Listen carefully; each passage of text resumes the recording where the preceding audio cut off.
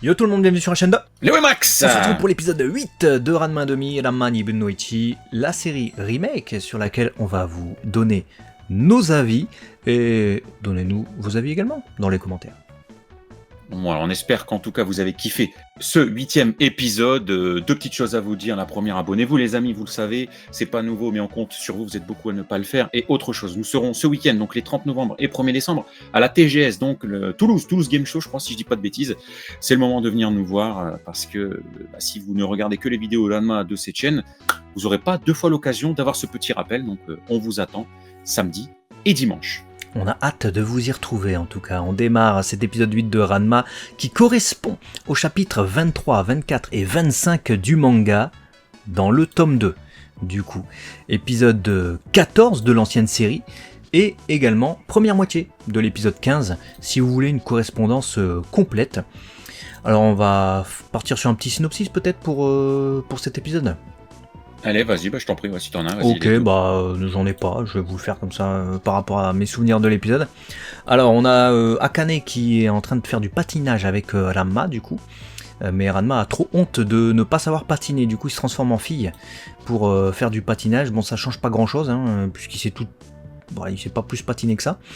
Et c'est là qu'ils font la connaissance d'une fille qui s'appelle Azusa, qui fait partie d'un club, d'une école, d'une autre école, et qui fait partie du club de patinage artistique.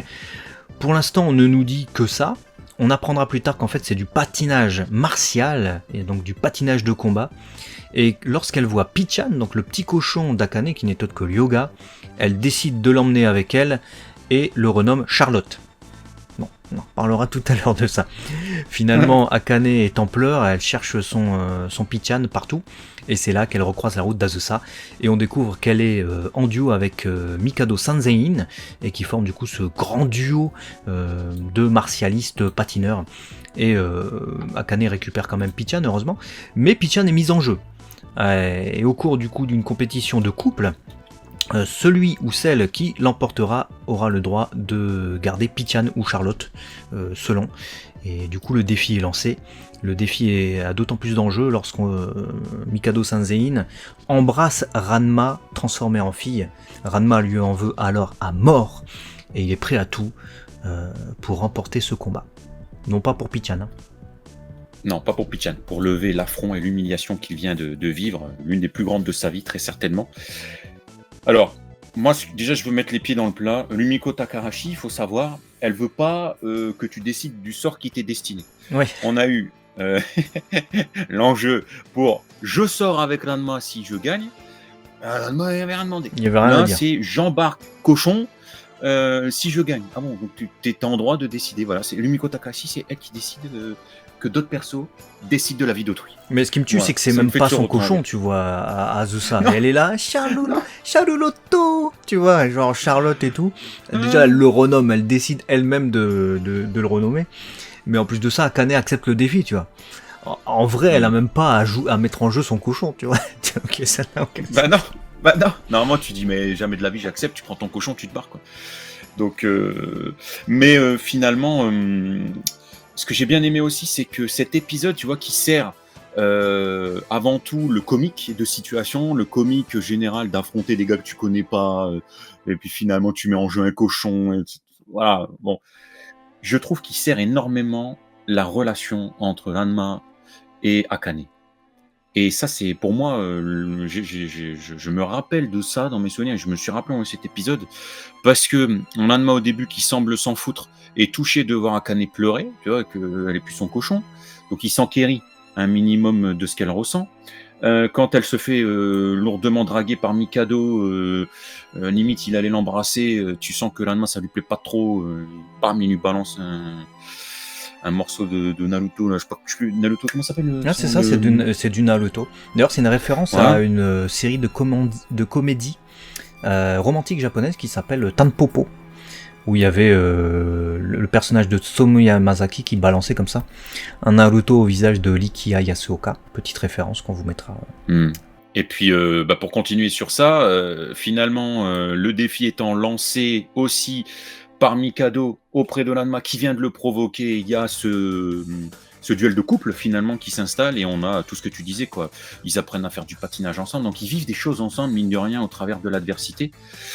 Adversité en plus humiliation, donc humiliation qui touche le cœur non pas cette fois-ci d'Akane parce qu'on parlait du cœur d'une jeune fille mais là aussi du cœur d'un jeune homme finalement et de son premier baiser et tout ça en découle sur cette fin d'épisode où les deux se cherchent et dans l'amateurisme et tu vois d'une relation ils savent pas trop comment s'y prendre mais la relation se renforce, elle se développe, elle est petit à petit.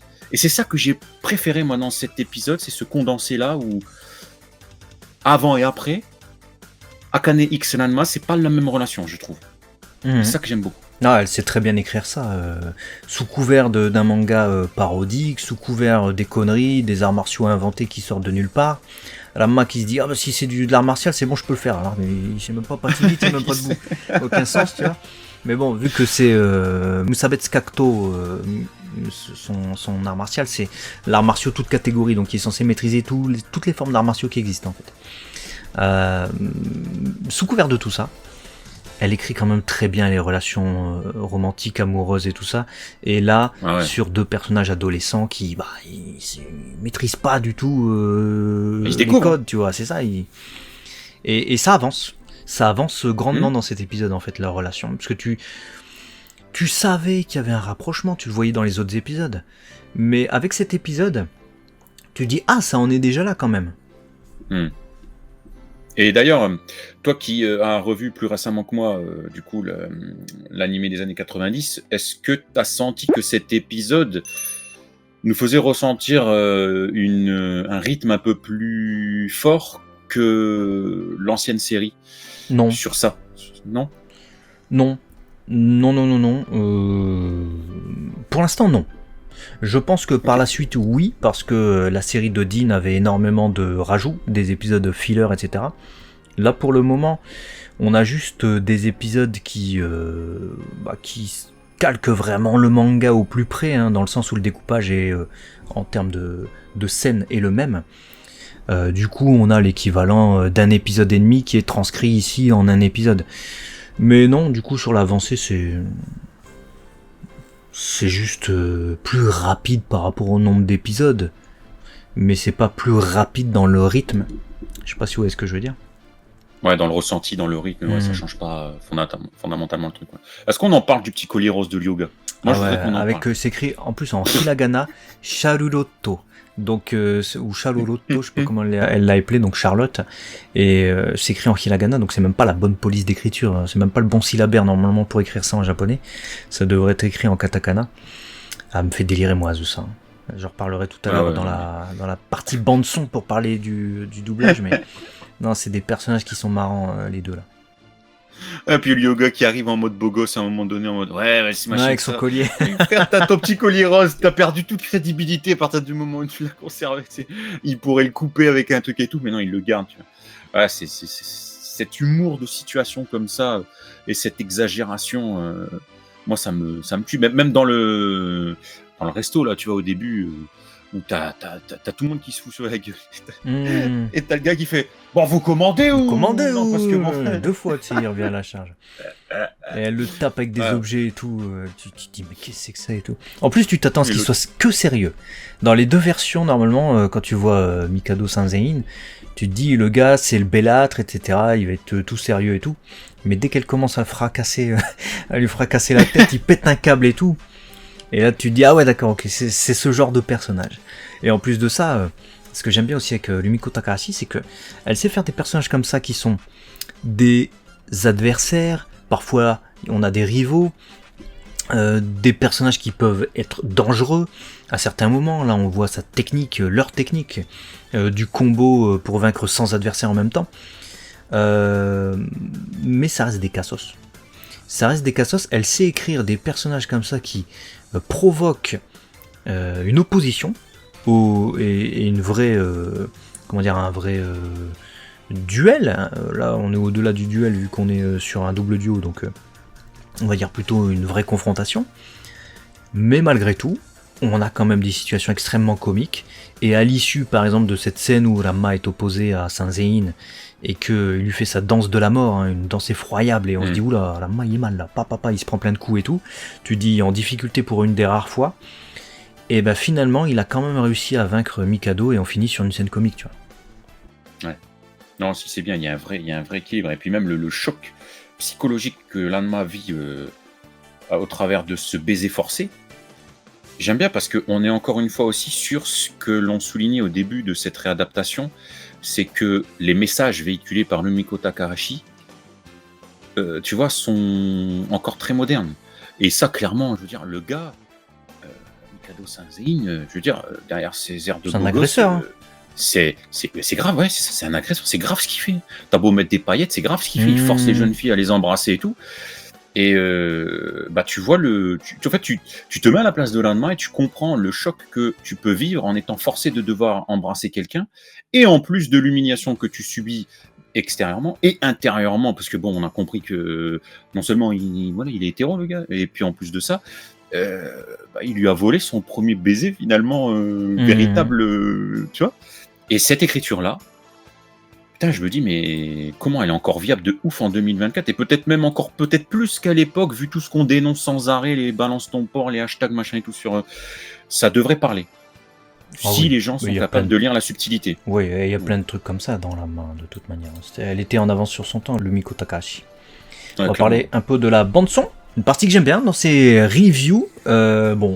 Évidemment, on retrouve les mêmes musiques d'ascenseur tout le long de l'épisode. Mais j'ai plutôt envie de vous ressortir une musique qui m'a plu dans cet épisode. Le seul bon thème en fait que j'ai noté dans cet épisode de cette série remake survient lors de l'énervement de Ranma, qui revient changer en garçon pour briser la glace face à Saint-Zéhin. Là je me suis dit, ça y est, ils mettent le paquet. Non seulement l'animation, la réalisation était cool, avec cet effet vraiment d'énervement, de feu, une aura, une résonance sur la voix, mais en plus de ça, hop, il y a de l'impact, et la musique, le thème était bien et me faisait penser à un autre thème de tension qu'on avait dans la série d'époque, que je vous mettrai du coup, vu qu'on n'a pas les nouvelles musiques, forcément le CD n'est pas sorti. Mais là pour le coup j'ai vu qu'ils ont fait un effort. Ah bah écoute, pareil que toi. Là j'ai noté l'effort, quoi, parce que c'est venu me chercher. Parce que comme je disais il y a un instant, j'étais vraiment, je partageais son ressenti, tu vois, Ranma. Et son retour comme ça, fracassant, la réal, Ranma Kaioken, comme je le disais, etc., la musique et tout, je dis, voilà, impactant. C'est bien, c'est venu nous chercher. On avait envie de lui arracher son pull à Mikado, donc c'est bien. Comme Ranma qui l'a trouvé là, il a fait il nous a fait Goku Yakon. Ouais, c'est ça, son vieux pull de une permelette, une ordure là. Après niveau doublage, sinon j'ai quelques trucs à dire. Pour Azusa-chan, j'ai trouvé que ça manquait un peu de caractère, parce que j'aimais beaucoup la voix en fait de Naoko Matsui autrefois. Naoko Matsui, pour ceux qui connaissent un peu les seiyuu vétérans, c'était Sonoko Suzuki dans Metante Conan, donc Détective Conan, Chie Uru dans High School Kimengumi, ou encore Monet dans One Piece. Et elle avait la particularité de mettre énormément d'innocence et de comment dire ça, pas que de la candeur, mais du côté ingénu dans son personnage, que je ne retrouve pas dans la Azusa de cette série de 2024, qui est beaucoup plus neutre, tu vois, beaucoup plus ça pourrait être n'importe quelle meuf, alors que la Azusa de l'époque, le fait qu'elle s'approprie des objets qui sont pas à elle et qu'elle les considère comme des trésors, tu le ressentais même dans sa façon de parler. Et elle avait ce charme, tu vois, ce petit côté, le personnage avait quelque chose, quoi, avec ça. Ouais, je vois ce que tu veux dire, parce que c'est vrai que là, la façon dont le jeu est proposé, tu sais, t'es à moitié indécis entre le fait qu'elle est naïve et, comme tu dis, il y a toute cette candeur qui s'exprime et elle voit pas le mal de ce qu'elle fait, et en même temps le fait qu'elle est chieuse même, tu vois. Donc, tu vas dire, il y a un côté un peu plus insupportable peut-être aussi, qui reste, tu vois, un résidu. T'as bien compris que, je pense qu'elle se rend pas compte de ce qu'elle fait, mais je vois ce que tu veux dire. Et j'avais juste un truc aussi moi à dire sur ça, c'est le jeu de Yamaguchi Kape. Alors moi j'adore toujours autant son jeu, mais le seiyuu de Ranma, du coup. Exactement, je sais pas pourquoi, mais il m'a un peu plus marqué dans cet épisode, peut-être parce qu'il passe par la colère, par la surprise, et à un moment donné aussi l'émotion, tu vois, quand il est touché. Peut-être plus de subtilité que d'habitude. Et je me suis dit, putain, il est bon quand même, Capé. J'ai retrouvé un peu plus mon Ranma que mon Usopp. Comme j'ai déjà dit, il y a des moments, tu vois, là j'ai vraiment ressenti, je me suis dit, putain, là c'est Ranma, j'ai pas écouté Usopp, là. J'ai pas entendu Usopp, j'ai entendu Ranma. Et ça m'a fait plaisir. Voilà, c'est con, moi j'ai jamais entendu Usopp sur tous les épisodes qu'on a eu jusqu'alors. Il est vraiment bon, Capé, il sait vraiment faire toutes les voix. Et avoir su le retrouver de cette manière-là, après 30 ans, 35 ans, c'est déjà fort. Je trouve qu'il est très très fort quand même. Parce que c'est vrai que c'est un rôle qu'il a fait comme ça dans sa jeunesse, hein. C'était l'un de ses premiers rôles en plus en doublage. Ouais, et il l'a retrouvé comme ça, avec une telle justesse, comme tu le disais, sur des moments sincères, etc., où ça te demande quand même d'être juste dans tes émotions et de pas faire n'importe quoi, de pas trop en faire. Là où tu parlais d'Usopp, pour prendre ce personnage, c'est un personnage plus caricatural dans One Piece, où il va plus hurler, il va plus faire le fou, le guignol. Il a des moments touchants évidemment, mais dans One Piece c'est aussi un peu exagéré ces moments touchants, dans le sens où quand il y a des larmes et tout, c'est beaucoup de morve et de larmes, donc il va crier en même temps qu'il pleure, tu vois, tu dois ressentir qu'il pleure. Là il doit y avoir une justesse et un ton beaucoup plus calme, un peu comme au cinéma. Finalement, quand tu joues des scènes d'émotion ou de retenue, voilà, c'est ça, de la retenue. Et là, il y avait. Et j'ai envie de terminer ce passage bande-son avec un autre gros seiyuu, c'est Miyano Mamoru. Parce que je savais qu'il allait être bon sur Sanzein quand il avait été annoncé, je vous en avais certainement parlé déjà dans les vidéos trailers, rappelez-vous. Mais il est impeccable. Mais vraiment comme je le pensais, c'est-à-dire qu'à l'époque on avait Kazuhiko Inoue, qui le seiyuu de Kakashi notamment, dans Naruto, mais qui faisait à l'époque lui justement ce type de rôle. Donc les bellâtres, les beaux gosses, etc., les jeunes premiers et tout, et parfois des personnages cassos. Bah là maintenant on est dans la période où c'est Miyano Mamoru qui a ces rôles-là depuis 10 ans. Il est trop fort pour ça, il est juste trop fort. Dans cet épisode, il n'y a rien à dire, il est parfait de A à Z. Les scènes sérieuses, il est bon. Les scènes où il doit faire le BG, il est trop fort. Les scènes où il doit faire le cassos et hurler, il est trop fort. Non, Miyano Mamoru, c'est son premier épisode où il arrive comme ça, il est déjà dedans, tu vois, à 100%. Ouais, totalement d'accord avec toi. J'ai retrouvé la cassosserie que je voulais ressentir du jeu de Miyano Mamoru, et en même temps ce côté un peu bellâtre. Il passe d'un truc à l'autre. Mais c'est Miyano, non, mais il est très très bon, vraiment. Mais je pense que dans la vie, il doit être un peu comme ça aussi. Hein. C'est pour avoir vu à l'époque, quand on regardait, il adore déconner sur les émissions. Il aime bien faire le cassos, ouais.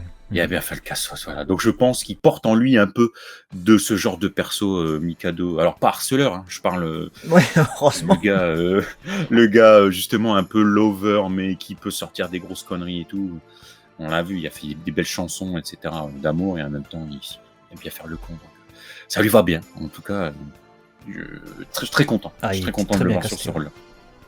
Très bien casté. Et il y a du rythme dans cet épisode. Du coup, c'est un épisode que j'ai beaucoup aimé, même si, comme je l'ai dit, il y a toujours le défaut des musiques d'ascenseur, hein, mais on avait au moins une bonne musique.